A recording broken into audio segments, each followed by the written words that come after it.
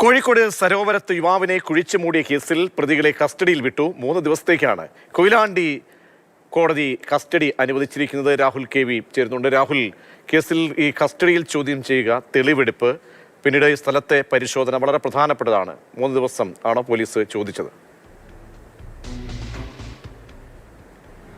പ്രതീക്ഷ 2 പ്രതികളെയും നിലവിൽ അറസ്റ്റിലായിട്ടുള്ള എരഞ്ഞിപ്പാലം സ്വദേശി നിഖിൽ, വേങ്ങേരി സ്വദേശി ദീപേഷ് എന്നിവരെ 3 ദിവസത്തേക്കാണ് കൊയിലാണ്ടി കോടതി കസ്റ്റഡിയിൽ വിട്ടിട്ടുള്ളത്. പ്രതികളെ ഇന്ന് വിശദമായി തന്നെ വീണ്ടും ചോദ്യം ചെയ്യുക. അതിനുശേഷം നാളെ തെളിവെടുപ്പിലേക്ക് പോലീസ് കടക്കുകയാണ്. പ്രതികളുമായി ഈ പറയുന്ന സരോവരത്തേക്ക് എത്തി മൃതദേഹാവശിഷ്ടങ്ങൾ കണ്ടെത്തുന്നതിനുള്ള ആ പരിശോധനയിലേക്ക് കടക്കുകയാണ്. ചതുപ്പ് പ്രദേശമാണ്, അതുകൊണ്ട് മോട്ടറും പൈപ്പും ഒക്കെ ഉപയോഗിച്ചാകും മൃതദേഹാവശിഷ്ടങ്ങൾ കണ്ടെത്തുന്നതിനുള്ള പരിശോധന. നാളെ രാവിലെ തന്നെ സംഭവ സ്ഥലത്തേക്ക് എത്തുമെന്നാണ് അന്വേഷണ സംഘം അറിയിക്കുന്നത്. അതിനു മുൻപ് പറഞ്ഞതുപോലെ ഒരു പ്രതി കൂടി പിടിയിലാവാനുണ്ട്. വിശദമായി തന്നെ വീണ്ടും പ്രതികളെ ചോദ്യം ചെയ്തു വരികയാണ്. 6 വർഷത്തിനിപ്പുറമാണ് ഇതുപോലെ വിജിലിനെ, വെസ്റ്റ് ഹിൽ സ്വദേശിയായ വിജിലിനെ കുഴിച്ചു മൂടിയതാണെന്ന് പ്രതികൾ സമ്മതിച്ചത്. ആദ്യമേ തന്നെ മിസ്സിംഗ് കേസ് എടുത്ത് അന്വേഷിച്ചു, പല രീതിയിൽ അന്വേഷിച്ചുവെങ്കിലും വിജിലിനെ കണ്ടെത്താൻ കഴിഞ്ഞിരുന്നില്ല. പിന്നീട് കഴിഞ്ഞ ദിവസമാണ് ഇതിൽ നിർണായകമായ വഴിത്തിരിവുണ്ടാകുന്നത്. ഈ പ്രതികൾ തന്നെ വിജിലിനെ കാണാതായതിനു ശേഷം വിജിലിൻ്റെ വീട്ടിലേക്ക് നിരവധി തവണ വന്നിരുന്നു. ഉറ്റ സുഹൃത്തുക്കളാണ്.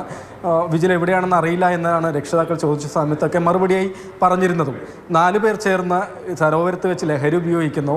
വിജിൽ അവിടെ തന്നെ മയങ്ങിപ്പോവുകയാണ് ഉണ്ടായിരുന്നത്. ബാക്കി 3 പേർ അവിടെ നിന്ന് കടന്നു. പിറ്റേ ദിവസം തന്നെ സംഭവ സ്ഥലത്തേക്ക് വന്ന് നോക്കുന്ന സമയത്ത് വിജിൽ അവിടെ തന്നെ കിടപ്പുണ്ട്. അങ്ങനെയാണ് മരിച്ചതാണെന്ന് മനസ്സിലാകുന്നത്.